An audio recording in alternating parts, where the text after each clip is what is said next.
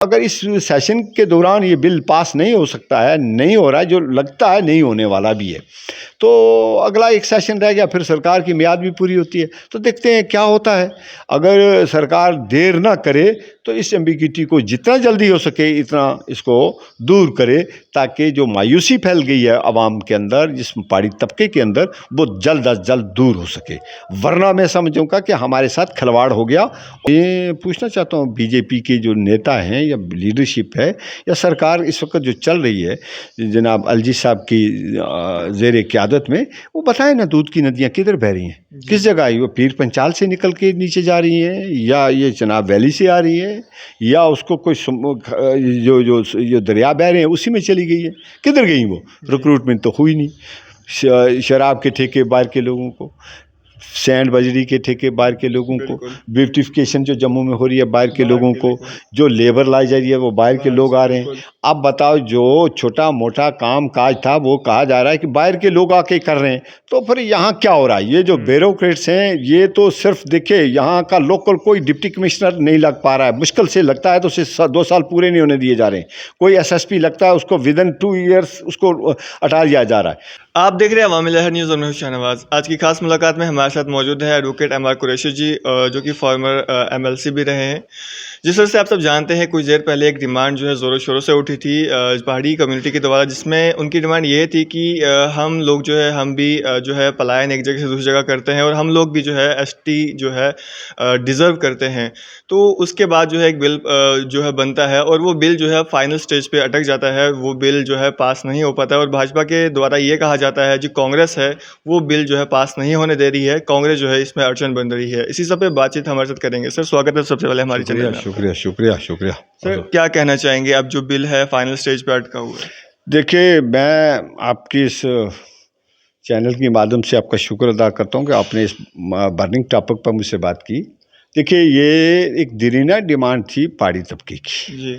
और कुछ उम्मीद की किरण भी नज़र आई थी कि जिस तेज़ी से हमारी फाइल मूव हुई थी और जिस तरीके से होम मिनिस्टर साहब ने रैली राजौरी में की और बारामूला में रैली की, और जिस तरीके से लोगों का समंदर भी उमड़ के आया था, तो लगता ये था कि जिस तेज़ी से लोगों ने इनको पार्टिसिपेशन की और जिस तेज़ी से वो फाइल मूव हुई थी 5, 7, 8 दिन के अंदर अंदर, जो देखिए ना जी, रजिस्ट्रार जनरल से वो फाइल अप्रूव हुई, फिर वो उसको शेड्यूल ट्राइब कमीशन से अप्रूवल हो गई, फिर ये सुनने में जो आया, रिकॉर्ड में भी आया कि ट्राइबल मिनिस्ट्री ने बिल के लिए प्रपोज भी किया और बिल प्रपोज आ भी गया। ये था कि भाई तौक़ा थी कि इस सेशन में ये बिल पास हो जाएगा। लेकिन इतना लंबा सेशन था कि हम समझते थे कि आज नहीं कल, आज नहीं कल, तो अभी भी कुछ दिन है बाकी। लेकिन लोगों की उम्मीद टूट गई कि जब ये खबरें कुछ चाय में गोई करने लगी, जिस तरह से कुछ तबके ने कहा कि जी ये अपोजिशन इसको नहीं आने देती, तो मुझे लगता है कि ये चाय में गोइयाँ बिल्कुल लोगों में मायूसी और ख़ासकर पहाड़ी तबका में मायूसी पैदा कर रही हैं।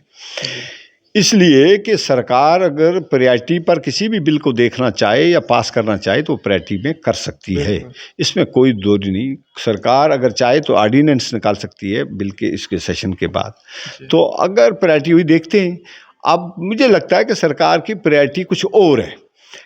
देखिए, अपोजिशन का काम है मुखालफत करना, अपोजिशन का काम है सरकार की पॉलिसियों के ख़िलाफ़ बोलना। वो खालिस्तान सिर्फ पहाड़ियों के लिए, बिल के लिए नहीं बोल रहे कि जहाँ कुछ लोगों ने कहा, मैं समझता हूँ कि वो मिसकंसीव्ड बात थी जो समझ से बालातर है कि सरकार के ख़िलाफ़ अगर अपोजिशन बोलती है तो सब पॉलिसी और पॉलिसियों बोलती है।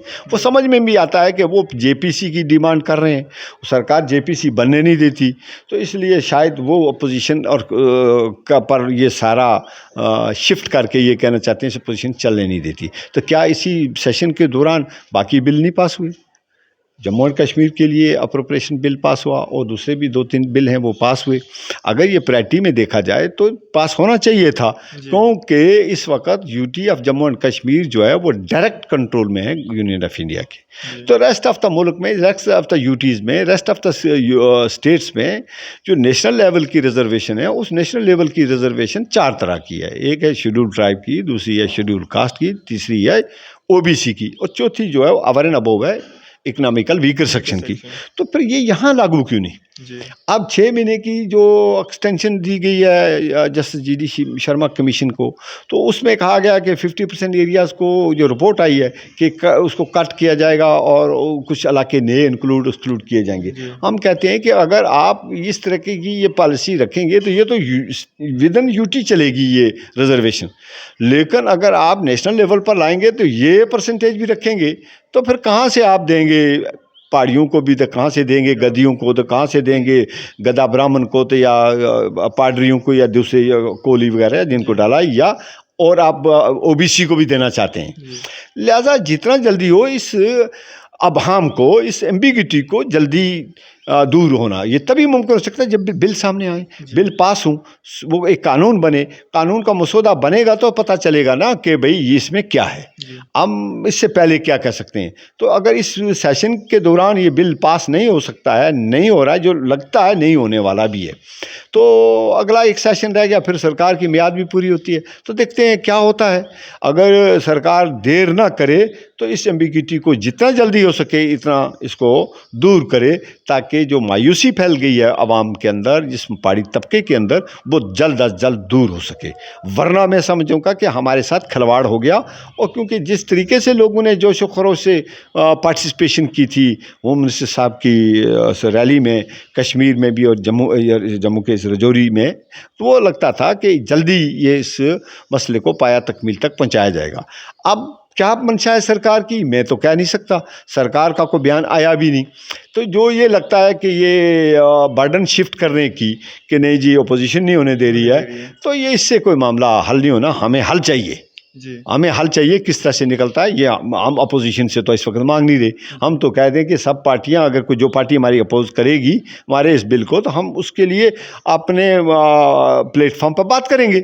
लेकिन किसी भी पॉलिटिकल पार्टी ने तो अभी तक अपोजिशन की नहीं उस पर ऑन रिकॉर्ड में, तो हम कैसे इसे मान लें कि अपोजिशन इसकी मुखालफत कर रही है। सर, पहाड़ियों ने तो ये भी कहा था कि हम भी नहीं चाहते कि हमें जो है दूसरी अदर कम्युनिटीज़ की हक में से हमें हक दिया जाए, हमें अलग दिया जाए। देखिए, पहाड़ियों ने कभी भी ऐसी डिमांड नहीं की कि दूसरे का हक काट के हमें दो, ना हमारी ये कभी डिमांड रही, ना हमारी डिमांड है भी।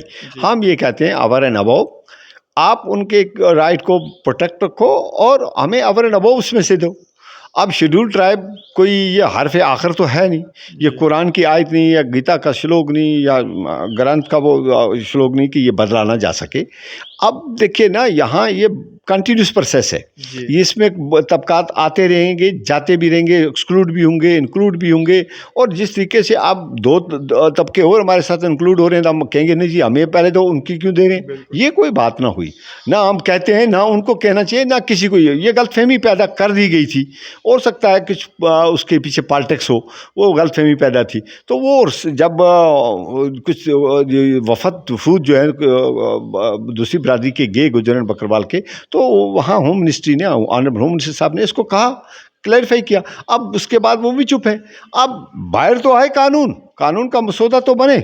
हमारे लिए तो सबसे बड़ा मामला है कि अगर यहाँ रिजर्वेशंस को जो जॉब थोड़ी आ रही हैं, मिसाल जैसे अभी मुनसिफ की जॉब्स हैं, अभी आप ये पीएससी की जॉब्स हैं, अगर आप और लेक्चरर, टीचर, प्लस ये जो पुलिस की रिक्रूटमेंट का कह रहे हो वो नहीं है, तो उसमें पार्टिसिपेट करने के लिए तो हमारा होना चाहिए। वो 4% जो हमारा लोकल है पहाड़ी एथनिक ट्राइब का, वो उसका कम्युनिटी का, तो उसमें भी अब जम्मू के डिप्टी कमिश्नर साहब ने एक ऐसा स्टैट्यूटरी अपील को सुनते हुए आर्डर किया जो बिल्कुल अबाहम है, जिसमें एम्बिग्यूटी है, बेस्ड ऑन कंजक्चर एंड सरमाइसिस है।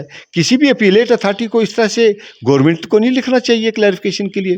भाई एक्ट ऑलरेडी है, उसमें रूल बने हुए हैं, उसकी इंटरप्रिटेशन करो। एनीबडी अगर फाल होते हैं तो उसको उसमें सर्टिफिकेट इशू करो, अगर नहीं फाल होती उस रूल में तो आप उसके लिए रिजेक्ट करो। स्टैट्यूटरी अपील में कहाँ से आप ले आई कज़ाई जुडिशल अथॉरिटी बन के सुनते हो और गवर्नमेंट को मुलवस किया? तो गवर्नमेंट क्या है? मैं ये समझता हूँ कि ये कुछ एम्बिग्यूटी नज़र आ रही है इसमें।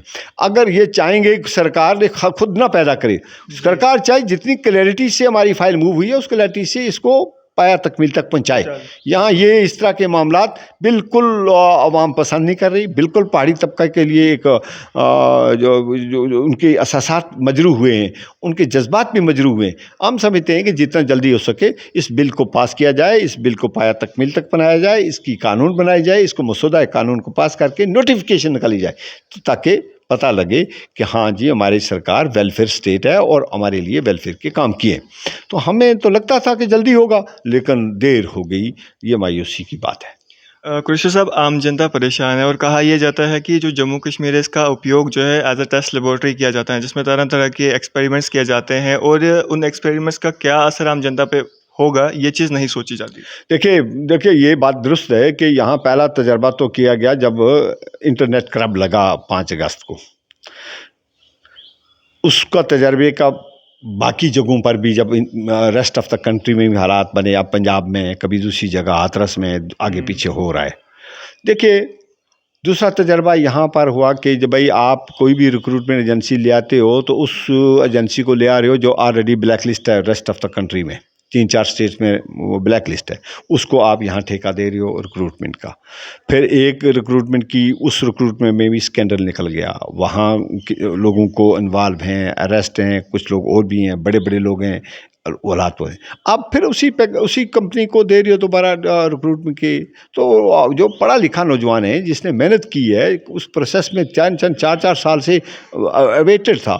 यहाँ कहा जाता था कि 5 अगस्त के बाद तो दूध की नदियाँ बह जाएंगी।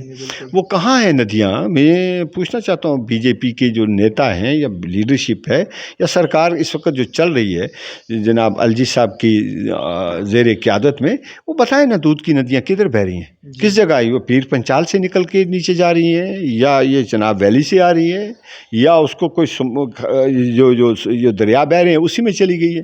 किधर गई वो? रिक्रूटमेंट तो हुई नहीं। शराब के ठेके बाहर के लोगों को, सैंड बजरी के ठेके बाहर के लोगों को, ब्यूटिफिकेशन जो जम्मू में हो रही है बाहर के लोगों को, जो लेबर लाई जा रही है वो बाहर के लोग आ रहे हैं। अब बताओ जो छोटा मोटा काम काज था वो कहा जा रहा है कि बाहर के लोग आके कर रहे हैं, तो फिर यहाँ क्या हो रहा है? ये जो ब्यूरोक्रेट्स हैं ये तो सिर्फ देखिए यहाँ का लोकल कोई डिप्टी कमिश्नर नहीं लग पा रहा है, मुश्किल से लगता है तो उसे 2 साल पूरे नहीं होने दिए जा रहे हैं।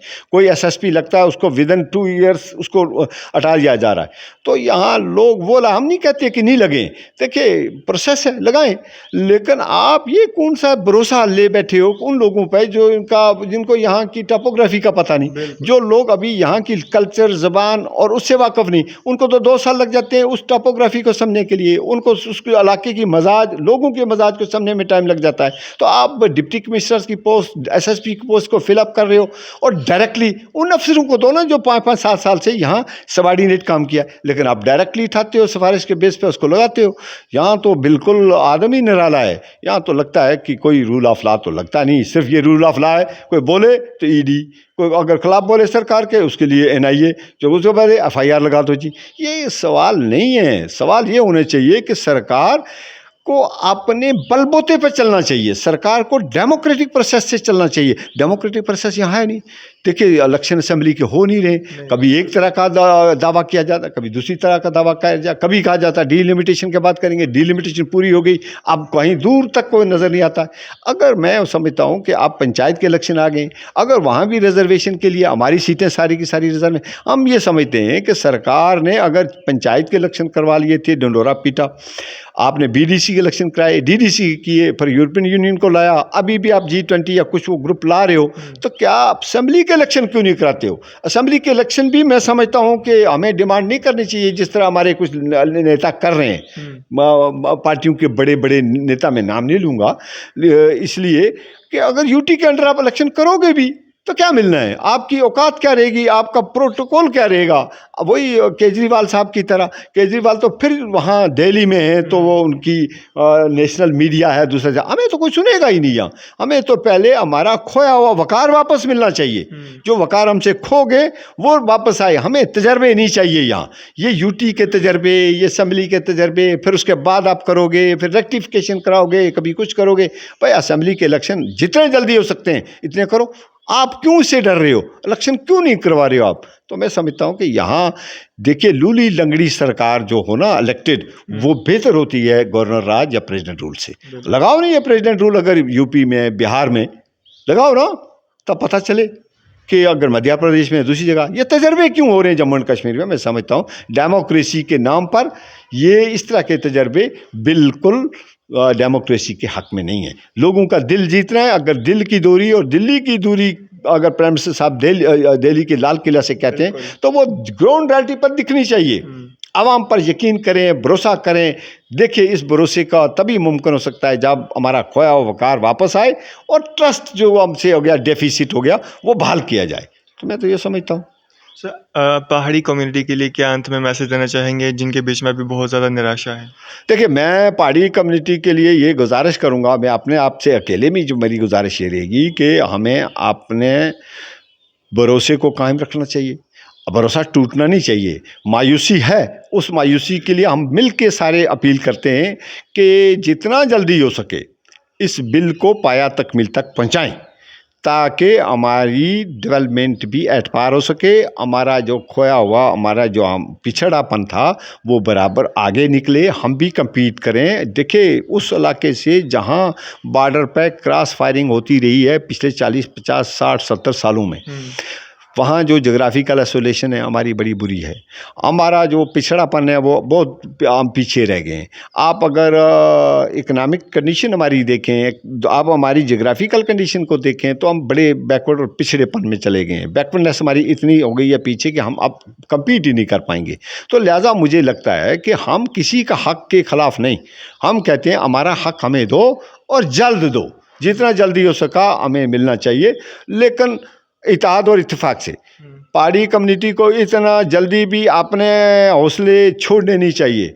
अगर देखिए जिस तरीके से बयान कहते हैं कि नहीं जी ये अपोजिशन कर, नहीं, अपोजिशन को मार दे इल्ज़ाम नहीं ठहराना जा सकता, क्योंकि सरकार की प्रायोरिटी में है ये, और सरकार की प्रायोरिटी में होना चाहिए और इसको पास होना चाहिए। सरकार को अपनी ज़िम्मेदारी को अपोजिशन पर शिफ्ट नहीं करनी चाहिए। मुझे नहीं लगता कि ऐसा बयान सरकार ने दिया भी है, ये चंद लोगों ने किसी ने कोई दिया है, मैं समझता हूँ वो सरकारी बयान नहीं है। हमें उम्मीद है पूरी कि सरकार जल्दी, सरकार के पास पावर है, वो इसका ऑर्डिनेंस कर सकती है, उसके साथ वो अगले वाले सेशन में ला सकती है, अभी कुछ दिन बाकी है उसमें ला सकती है। तो ये क्यों दोहरा मेयार हमारे लिए है? तो लिहाजा मैं समझता हूँ कि जितना हम इत्तेहाद और इत्तेफाक से रहें और हमारी डिमांड जो है जस्ट डिमांड है, हम उसको फॉलो करते रहेंगे, सरकार चाहे कोई भी हो। चलिए शुक्रिया हमारे साथ बातचीत। शुक्रिया, बहुत बहुत शुक्रिया। तो ये थे हमारे साथ फॉर्मर एमएलसी व एडवोकेट एमआर कुरैशी जी। आपकी सब पे क्या राय है? अभी अपनी राय कमेंट्स बॉक्स में ज़रूर दीजिए। इसी तरह की मज़ीद अपडेट्स के लिए बने रहिए अवामी लहर न्यूज़ के साथ। दीजिए इजाज़त में शाहनवाज़।